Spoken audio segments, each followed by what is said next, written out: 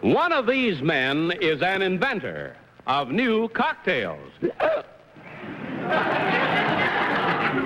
What is your name, please? My name is Joe Gilmore. My name is Joe Gilmore. My name is Joe Gilmore. Only one of these men is the real Joe Gilmore. The other two are imposters and will try to fool this panel. Tom Poston, Robin Bain, Don Ameche, and Betty White on To Tell the Truth. And here, sitting in for Bud Collier, is the star of Play or Hunch, Merv Griffin. Thank you, Johnny. Thank you very much. Thank you, ladies and gentlemen. It's a great pleasure to be here. To Tell the Truth is brought to you this week by Aerowax, made with natural wax for a shine that mops back naturally. Aerowax. Well, panel, I always get a great kick out of watching you at home. It's a pleasure to be among the living here tonight. I'm sure we're going to give you a good time, and particularly a rough time. They promised me that. Robin, I understand this is your first time on the panel. I'm right with you, Merv. Good. I'm first We're time over together. here. We'll sink together. We'll lean together, I can promise you that. So, panel, please open your envelope, take out your affidavit cards for the first time, and follow along as I read. I, Joe Gilmore, am a bartender. I have mixed drinks for such people as President de Gaulle, Bing Crosby, Sir Winston Churchill, Cary Grant, and many others. To honor important people and events, I often create special cocktails. Among these have been the Missouri Mule, the Royal Arrival, Fourscore, and the Abbey Bells. I'm here in the United States to pick up new ideas for drinks that I can take back to England. I am the head bartender in the famous American bar of the Savoy Hotel in London. Signed, Joe Gilmore.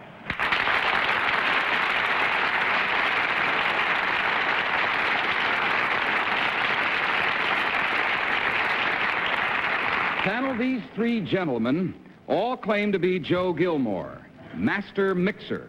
So let's start the questioning with, and for no particular reason, Betty White. Well, I was your friend up until then. Thanks a lot, Merv. Look, I am. Number one, what is a vermouth cassis? It's a dry vermouth and cassis. Number two, what is the cassis part? The cassis is the mixer. Number three, what is a red snapper? Red snapper is a Cinzano with a gin. Number one, what is a red snapper? I don't know. Number two, do you know? It's a fish as far as I know. I don't think it's I can't quarrel with you there. Number three, how many stories in the Savoy Hotel in London? Well, there are two levels. There's the new building and the old building, and altogether there must be about 12. Each section is about 8 stories high. Thank Tom Poston? Thank you, Merv. We're in this together, boy. Number one, what is falernum? I don't know. Do you know number two? No, I don't. Number three, do you know what falernum is? That's No. funny. Number one, how far is the entrance of the old Savoy from the street? Oh, about 200 yards. Number two, do you agree with that? About the same, yes. Number one, what is the street that the Savoy entrance is on, the old Savoy? The old Savoy is on the embankment. Number two, is that correct? Yes, the old Savoy. You're probably thinking of the Strand side. Thank you. Number three? Robin? Number one, where do you get your ideas for new drinks? They just come to me. Number two, how do you get your ideas? They're invented. Number three? Well, I'm in the American bar, and I study the tastes of Americans principally, and Germans, certain other continentals who frequent my bar, more than English people do on some occasions. Number two, what is a pink lady made out of? A pink lady is made of grenadine, and gin is the prime base. And what's the pink part? The pink part's the grenadine. Don Ameche. Number one, what is the name of the Bartenders Association in Europe? The United Kingdom Bartenders Guild. The United Kingdom? Bartenders Guild. I'm talking about for all of Europe. I'm not quite sure. You wouldn't know. Number 2, would you know the chief barman at the George Cinq in Paris? At the George Cinq, I believe, is René Lambert. Would you know number 3? Do you agree with that? I don't remember. Number 1? Rudolph. Number 2, the back of the Savoy Hotel is on what? Back's on the what? Victoria Embankment. Number 3, is 53 a real good year in Champagne? Not especially. Number 1 is... Time's up, panel. If nothing else tonight, we've discovered what you know about good booze. It's time to vote. And I might say without consultation, mark your ballots and select number 1, number 2, or number 3. The team of challengers will get $250 for every incorrect vote. Ballots all marked? Everybody made a decision? Don, are you cogitating or have No, you? I've made your already decision, marked, yes, right? thank you. Always. Tom? I'm the one. I voted for number 2. As you can easily see, I changed it. I did, but I couldn't believe that the Strand, that the Savoy, the street the Savoy entrance was on was the Embankment. And that's what made me vote for number 2, because he seemed to be right in his other answers. Robin, what's your vote? Well, I voted for number 1, merely because I think he has the friendliest face, and it's also a little bit red, and I think most bartenders have red faces. All right, Don Ameche, whom do you think is the real one? I voted for number 1 because he was the only one that knew the chief barman's name at the George Cinq in Paris. And Betty White, your vote? I voted for number 1. I don't have the regular thing. Somebody must be having 2 sets of them. But I voted for number 1 on the strength of his answers didn't sound like things that you'd make up. They sounded like truthful answers, but I'm taken in very easily. Well, the minds seem to be made up here. All the votes are in. And now, that moment where we find out which one of these 3 gentlemen is head bartender at the American bar of the Savoy Hotel in London. So, will the real Joe Gilmore please stand up?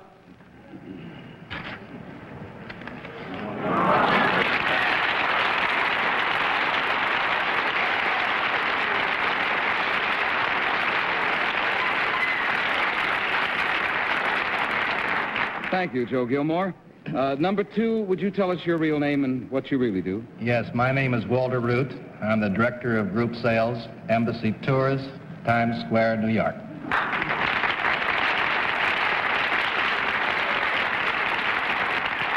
And number 3, how about you, sir? My name is Richard Yates, and I'm in charge of distribution for GSM Delta cars in America.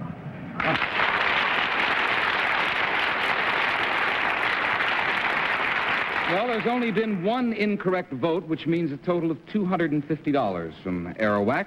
And on your way out, gentlemen, there's a gift box of fine products from the makers of Aerowax for each one of you. Thank you very much, and good night to you. Thank you, Bob.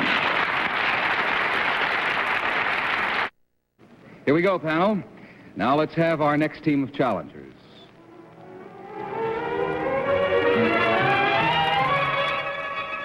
What is your name, please? My name is Nancy Hogan. My name is Nancy Hogan. My name is Nancy Hogan.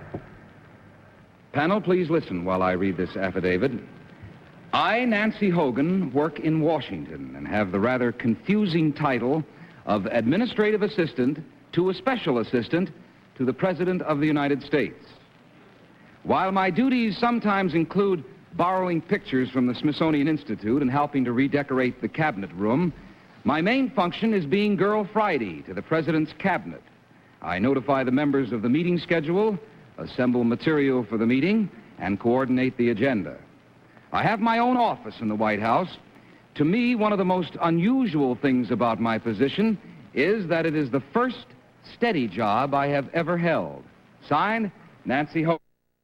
A panel of these 3 very attractive ladies claim to be Nancy Hogan, Girl Friday to the cabinet. So let's start the cross-examination with the Don Ameche? Thank you very much, Merv. Number one, who sits to the right of the president in the meetings? Dean Rusk. Number two, who sits to the left of the president? The McNamara, Defense, Secretary of Defense McNamara. Number three, what is your salary? I prefer not to say. Number one, what is your salary? I don't think I should say. Number two, you... I cannot say. You cannot say. Number two, what is Mr. Rusk's first name? Dean Rusk. Number three, how often do the cabinet meetings take place? Once a week, generally. Number one, what are Mr. Ribicoff's, is he secretary of what? Health, Education, and Welfare. Number two, who is Secretary of Labor? Mr. Goldberg. I'm sorry, Don. Betty? You're not half as sorry as I am. Number three, who is the Secretary of the Interior? Mr. Udall. And his first name, number one, please? Stewart. And number two, what is his home state? I would not know. Number three, do you know? Kansas. And number one, do you know? Arizona. Number two, how many full cabinet meetings has President Kennedy held since he took office, January 20th? He will have his fifth on Friday. And number three, do you agree with that? He had his fifth today. Number one, I'm just curious. How come this is the first steady job you've ever held? Well, I just graduated from college, and previously I just worked for the campaign. So start at the top and work your way down. Tom? Thank you, Merv. Number one, did your job require any special training? No, it didn't. Number two, is that, do you agree with that? Yes, I do. Number three? Yes, I do. Number three, who preceded you? Who preceded me? Under President Eisenhower? There was no one, my boss was not there under President Eisenhower. Well, I would expect that, I guess. What's the matter? Didn't he help him in the campaign? Number two, have you ever seen the rocker? Yes, I have. Who makes that rocker? Do you know, number two? A company in South Carolina. Number one? I'm sorry, Tom. Time's up. Robin Bain? Oh, boy. What is the shape, number one, of the table in the cabinet room? Well, it's an odd shape. It's sort of oblong and hexagon. It's wide at its side and narrow And at the number end. two, how many chairs are there surrounding this table? There are 13. Number three, who is the Secretary of Defense?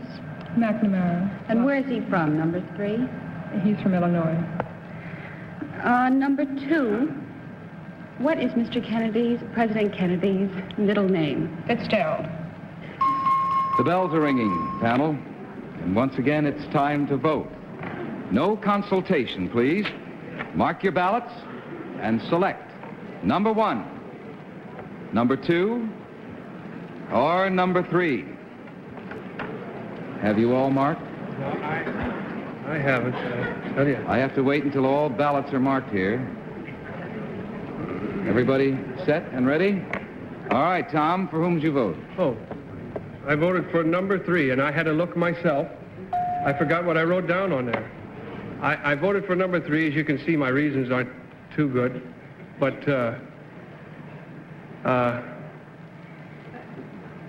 is it too late to change? That's as good a reason as any. Robin, your vote went to?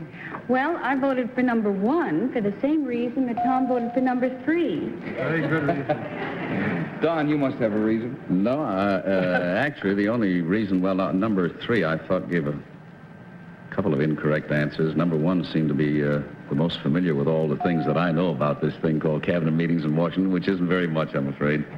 Betty White. Merv, thank you. I voted for number one on the strength of Mr. Udall's home state, which is Arizona. Huh?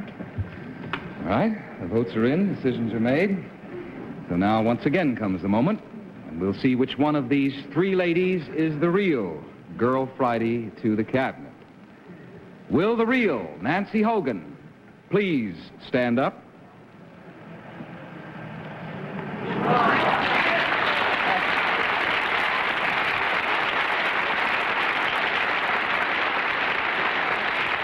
Thank you, Nancy. Number two, would you tell us who you really are and what you do? I'm Frances Jackson. I'm a senior at Sarah Lawrence College in New York, Bronxville.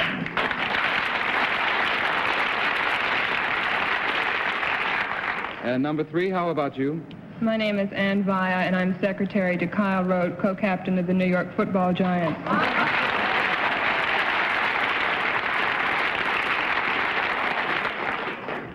May I ask a question?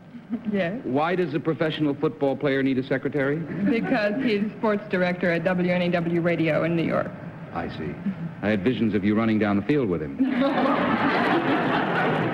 Well, let me see. There was only one incorrect vote, again, which means a total of $250 from Aerowax. And on your way out, ladies, there's a gift box of fine products for the makers of Aerowax for each of you. Thank you very much, and good night to you. Thank you. Let's have our third team of challengers.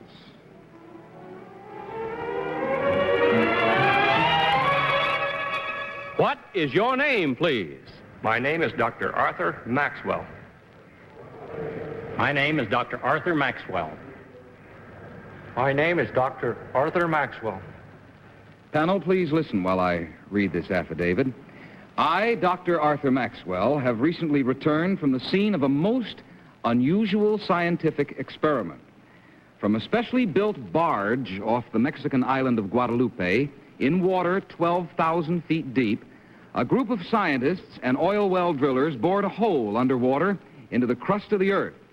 The experiment is called Project Mohole and will provide new evidence of the history of the earth and its internal composition. We have drilled deeper toward the center of the earth than man has ever probed before. Signed, Dr. Arthur Maxwell.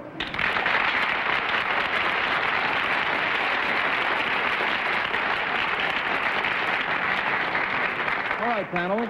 These 3 gentlemen all claim to be Dr. Arthur Dr. Arthur Maxwell of Project Mohole. So we'll start with Tom Poston. Thank you, Mo. Number 3, what is the most interesting specimen you have brought up so far? The basalt rock from the bottom of the ocean. That's the most interesting. Number 2, what is the composition of your drill point? It was diamonds. In what? It was diamonds set in steel. Number 2, have you ever had to change that point? Yes, we lost 2 of them opposite La Jolla, and they had to be replaced. Was that where the drilling took place? No, originally we made 2 tries opposite La Jolla, and we lost some drills, and then we moved south to Guadalupe. Number 1, is the project completed? No, it isn't. This is merely the engineering phase of the project. What's the name of the laborers? What do you call the laborers that help you on this project? What are they called? Well, the laborers, in this instance, were oil well people, and they're called roughnecks. Robin? Number 1, what is the center portion of the earth called? Well, it's not known for certain exactly what the composition is. However, it is called a core, and it's thought to be composed of molten rock and nickel. Number 2, who or what was the Mohole project named after? It was a Yugoslavian named something like Mohorovicic. Of course, what else? Number 3, how far down is Mohole? Mohole is about 6 miles below the ocean surface. And number 3, why don't you drill from the continent rather than from the water? Because under the continent you would have to drill about 3 times this deep. I see. Don, number 3, who is the sponsor of this project? The National Science Foundation was the sponsor. Number 2, what is the size of the pipe you used? Well, they're about 60 feet long and about that big around. In other words, and number 1, what inch pipe is it that you sink down into the diameter? Earth? I beg your pardon? Pardon me? 4 inch. 4 inch. Number 3, would you agree with that? Yes, I'd say it's about 4 inch. 4 inch pipe. Number 3, who makes the drill that you use in these experiments, these drilling? The Christensen Diamond Company. Number 2, how much do you drill a day? How many feet? Oh, they made about 300 feet a day. Number 1, what is the least number of feet ever made in a day? Under what particular drilling into the earth. In the earth or in the water? Well, you don't drill in the water, do you? This particular project we did. Well, I'm talking, you drilled into the earth, did you not, underneath the water? Yes, that's correct, yes. Yeah, what's the least number of feet into that you drilled in one day? Well, approximately, if it's solid rock, it would be approximately maybe a foot per hour. Yeah, what, Betty? Thank you, Merv. Number 3, when you broke the bit, as number 2 said you did, how did you go about going on with the drilling? How did you mark where you had been drilling? We just brought the whole works back and started over again. We just lost everything at that Number time. 2, how did you mark the spot where you had been drilling? We just pulled up and moved on. Moved on. You didn't go back drilling in that same position again? No, because this was just an experiment.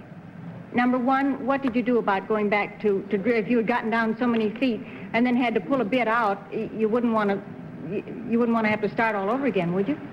That's a good question. I like that one. In this particular case, it would have been necessary to start all over again. Why? The bells are ringing, my friends, and it's once again time to vote. So please mark your ballots for number 1, number 2, or number 3. All ballots marked? You've all made your decision? Yeah. All right. Tom Poston, for whom did you vote? Number 3, I like the answers that he gave, although I must say that they were all very well coached, as usually the contestants are, but I thought it was number 3. Robin? Well, I voted for number 3, too. I must admit, number 2 looks more like a scientist, but number 3 looks like he's been out in the sun, so I guess I'll vote for number 3. Don? I voted for number 3 also, Merv, principally because I thought his answers sounded the most sincere to the questions that we asked of him, which I'm sure were not very intelligent. And Betty? Well, I don't care which one it is. I think the whole concept of this experiment is about as fascinating, it's just as fascinating as the outer space thing. And I read that when they broke a bit, they had to start all over again because there was no way of marking where they were drilling. And that's, number 1 came as close to answering that as anybody. I hope it's number 1. The votes are in. I see you've all made your minds up. And now let's find out which one of these 3 gentlemen is the real scientist with Project Moho. So, will the real Dr. Arthur Maxwell please stand up?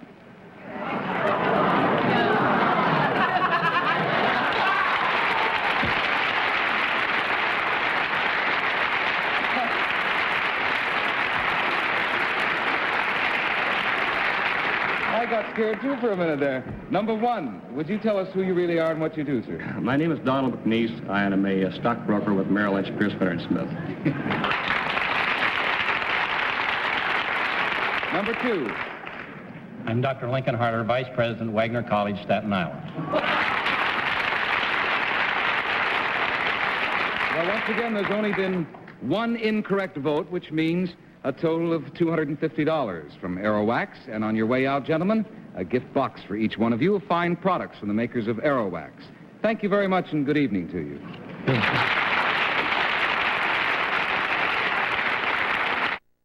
Well, panel, I promised you a rough time tonight, but you gave us a rough time. You did mighty well. And I might add here that Robin Bain, for your first time on To Tell the Truth, you got all correct answers. Congratulations to you. Thank you, Nick. Very nice job. Panel, it's once again time to say good night, and I thank you all for being so kind. I think Robin's disgusting. And Wait a minute. All right. here, girls. The program is to tell the truth. Thank you all. Good night to you, panel. Thank you, Merv. This is Merv Griffin saying good night for Aerowax, and I'll see you all tomorrow on Play Your Hunch, incidentally. And as Bud Collyer always says, what does Bud Collyer always say? Hello, panel, and how are you? To Tell the Truth is a Mark Goodson, Bill Todman production. The name in our mailbox is Porter. To our friends, we're Pete and Gladys. And we're at home next on most of these stations. Drop in.